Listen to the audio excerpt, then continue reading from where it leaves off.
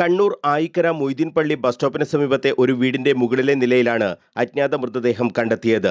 രാത്രി 7 മണിയോടെയാണ് മൃതദേഹം കണ്ടെത്തിയത്. തടിച്ച ശരീരപ്രകൃതമുള്ള പുരുഷനാണ് മരിച്ചത്.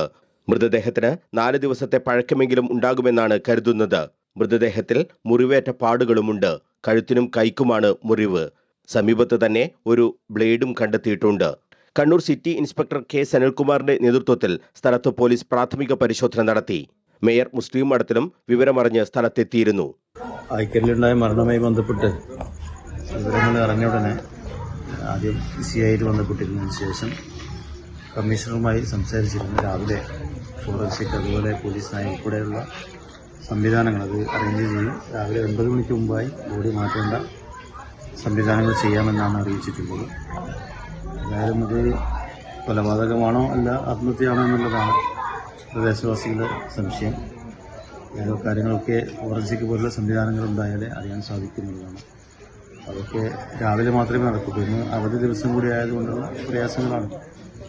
അതായത് നാളെ രാവിലെ കാര്യങ്ങൾ ചെയ്യുമെന്ന് പ്രതീക്ഷിക്കുന്നു. തിങ്കളാഴ്ച രാവിലെ ഫോറൻസിക് ഡോഗ് സ്ക്വാഡ് പരിശോധന നടത്തിയ ശേഷമാണ് മൃതദേഹം പോസ്റ്റ്മോർട്ടത്തിനായി മാറ്റുക. മുറിവേറ്റ നിലയിൽ മൃതദേഹം കണ്ടതിനാൽ കൊലപാതകമാണോ എന്നും സംശയിക്കുന്നുണ്ട്. ആത്മഹത്യയാകാനുള്ള സാധ്യതയും പോലീസ് തള്ളുന്നില്ല.